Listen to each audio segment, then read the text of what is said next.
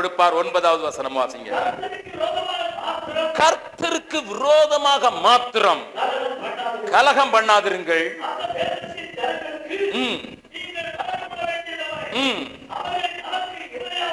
அவர்கள் நமக்கு இரையாவார்கள்.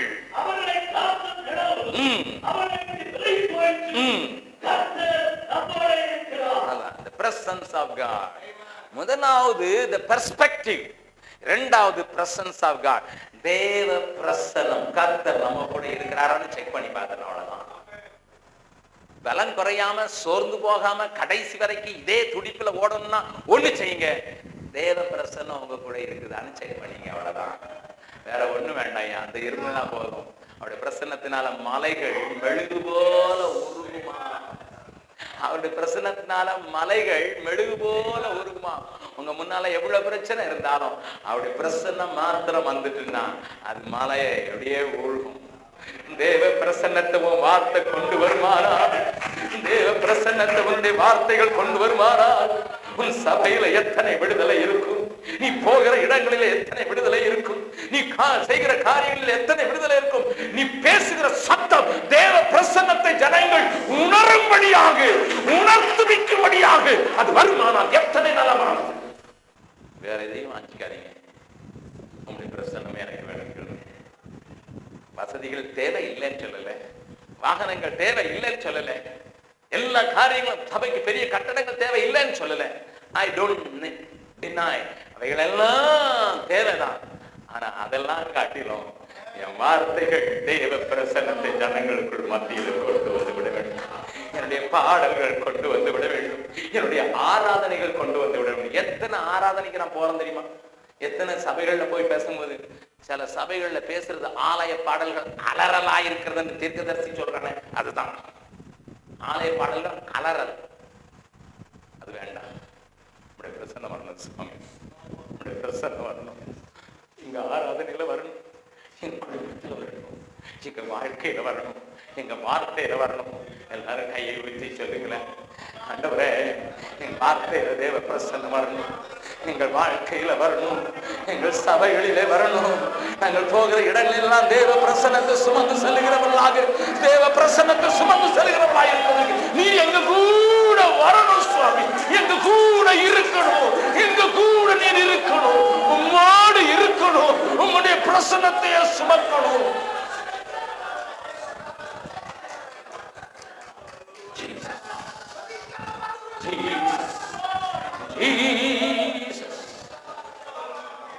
வாஞ்சை விருப்பம் வேறு திசையாக தேவன் விலகி விடுகிறார், தேவன் விலகி விடுகிறார், தேவன் விலகி விடுகிறார். உன்னுடைய வாழ்க்கையின் நோக்கம் மாறும்போது தேவன் இது உன் பாடு என்று விலகி விடுகிறார்.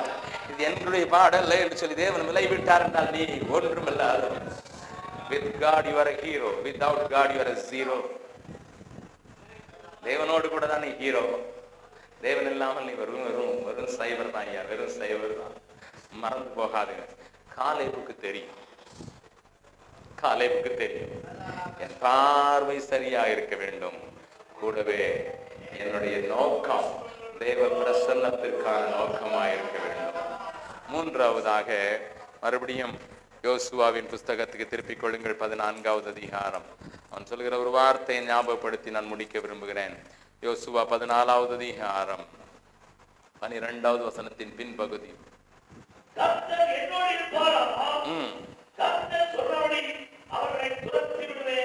கர்த்தர் என்னோடு இருக்கிறது மாத்திரமல்ல, கர்த்தர் எனக்கு என்ன சொன்னார் என்பது முக்கியம். கர்த்தர் சொன்னபடி அவர்களை துரத்தி விடுவேன். தேவன் எனக்கு வாக்கு கொடுத்திருக்கிறாரு, தேவன் எனக்கு கையை பிடிச்சு சொல்லி இருக்கிறாரு.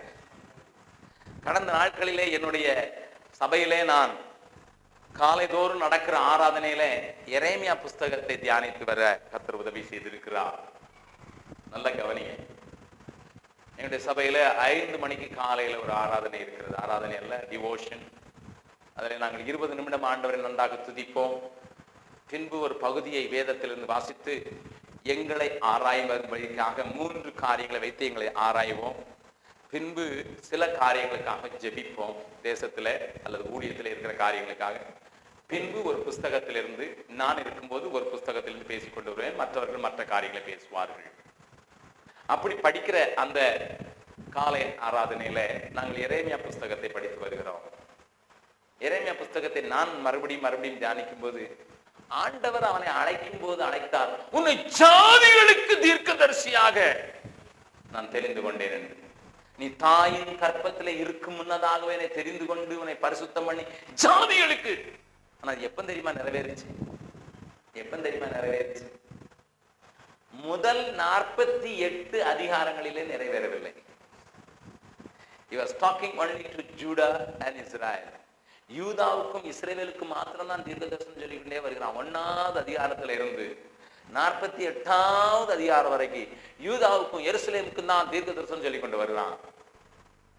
ஆனா 49, 50, 51வது அதிகாரங்களை நீங்க படிச்சு பாத்தீங்கன்னா, சாரி 46 அதிகாரம், 46, 40, 45 வரைக்கும் மற்றவர்களுக்கு, 46, 47, 48, 49, 50, 51 6 அதிகாரங்கள் பாபிலோனை குறித்து சொல்லுகிறார், மோவாபை குறித்து சொல்லுகிறார், அம்மோனியரை குறித்து சொல்லுகிறார், ஏதோமை குறித்து சொல்லுகிறார்.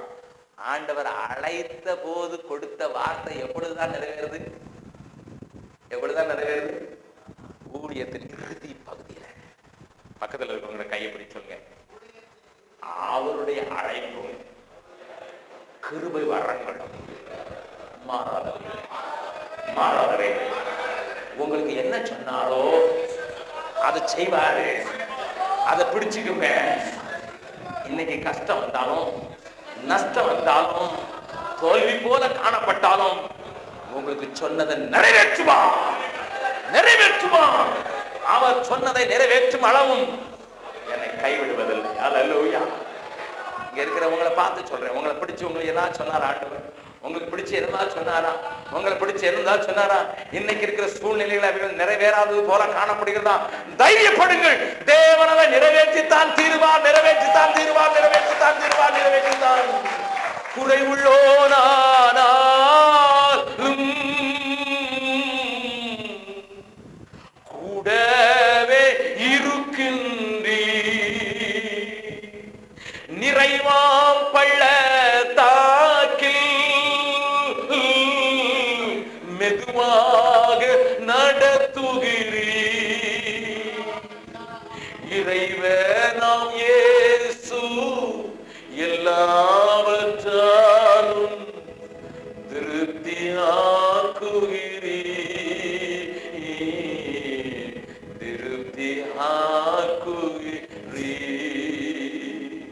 ஓ இயேசு உமதன்பு எத்தனை பெரியது,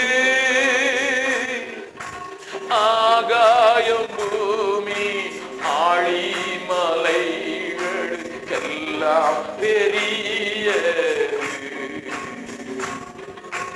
ஆகாயம் பூமி ஆழிமலைகளுக்கெல்லாம் பெரியது. ஓ இயேசு உமதன்பு. முழங்காலில வரலாம், எல்லாரும் முழங்காலில. தேவன் உங்களை அழைத்த போது என்ன வாக்கு கொடுத்தார் என்பதை கொஞ்சம் யோசித்து பாருங்கள். உங்களை தேவன் அழைத்த போது என்ன வாக்கு கொடுத்தார் என்பதை கொஞ்சம் யோசித்து பாருங்கள். அவரை நிறைவேற்றுவதற்கு வல்லவராக இருக்கிறார். சகோதரா, என் அருமை ஊழியக்காரனே, உடல் ஊழியனே, இந்த தேசம் தேவனை அறியும். சமுத்திரம் ஜலத்தினால நிறைந்திருக்கிறது போல பூமி கர்த்தரை அறிவினால நிரம்பும். இது நிறைவேறுமா? நிறைவேறும். நீங்களும் நானும் சொன்னபடி, அவர் சொன்னபடி மாத்திரம் நடப்பதற்கு ஒத்துக்கொண்டவன் தான். இந்த தேசத்தின் நீளமும் அகலத்துக்கும் நடந்து திரி,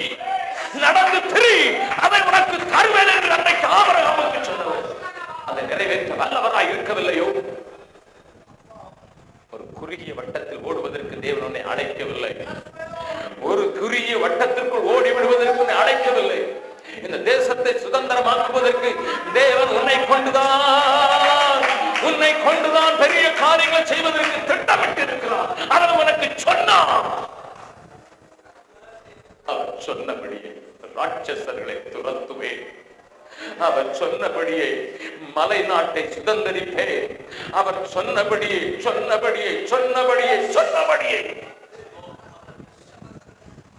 ஒரு நிமிடம் யோசித்து பாருங்கள். உங்கள் பார்வை எப்படி இருக்கிறது என்பதை யோசித்து பாருங்கள்.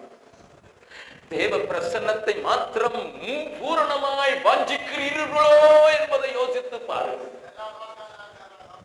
அவர் உங்களுக்கு என்ன சொன்னார் என்பதை யோசித்து பாருங்கள். ஒரு பெரிய தேசத்திலே, ஒரு பெரிய அறுவடைக்கு ஆயத்தமாக்கப்பட்டிருக்கிற இந்த தேசத்திலே உன்னையும் என்னையும் தேவன் வைத்திருக்கிற நோக்கம் இந்த தேசம் தேவனை அறிவதற்கும், இந்த தேசம் தேவனை காண்பதற்கும், இந்த தேசம் தேவனுக்குள் சொந்தமாவதற்குமே உன்னை அழைத்திருக்கிறார், அடம் பிடித்திருக்கிறார். நீ ஒருவேளை சோம்பலா இருக்கலாம், நீ ஒருவேளை நீ குறுகி போயிருக்கலாம், நீ ஒருவேளை நீ சோர்ந்து போயிருக்கலாம், நீ ஒருவேளை செயலற்றவனாக மாற்றப்பட்டிருக்கலாம். பிரச்சனைகளின் நிமித்தம், பலவிதமான வேதனைகளை நீயே சம்பாதித்துக் கொண்டது நிமித்தம், ஒருவேளை நீயே சில திட்டங்களை போட்டு அதற்காக ஓட ஆரம்பித்தது நிமித்தம் திரும்பிக் கொள்ளுங்கள்.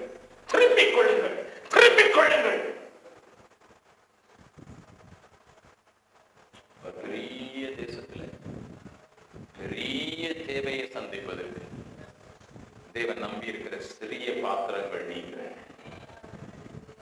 ஆனாலும் உங்களை கொண்டு மாத்திரம் செய்ய விரும்புகிறார். இசைந்து இணைந்து புறப்படுவதற்கு ஆயத்தம் தானா? ஆண்டவரே, என்னை அனுப்பும் போது 40 வயது, இன்றைக்கு எனக்கு 75 வயது. என் பலன் குறையவும் இல்லை. யுத்தத்திற்கு போவதற்கும் போக்கும் வரத்துமா இருப்பதற்கும் அன்றைக்கு இருந்த பலன் அதே பலன் எனக்கு இருக்கிறது என்று நானும் சொல்வதற்கு அந்த காலேபின் அபிஷேகம் என் மேல வந்து இறங்குகிறது. 2 கரங்களையும் உயர்த்தி அந்த காலேபிற்கு மேல் இருந்த அதே அபிஷேகம், அதே ஆவி, அதே வேறு ஆவி, அந்த வேறு ஆவி என் மேல இறங்குவதாக என்று சொல்லி இந்த நேரத்தில் அவருடைய கரங்களை பிடித்து கெஞ்சுவோமா? ஆண்டவரே, அதே அபிஷேகம், அதே கிருபை, அதே விசுவாசம், அதே நம்பிக்கை, அதே உத்துணர்வு, அதே உறுதி, ஆண்டவரே என்னையும் பிடித்து ஆட்கொள்வதற்கு ஒப்புக் கொடுக்கிறேன்.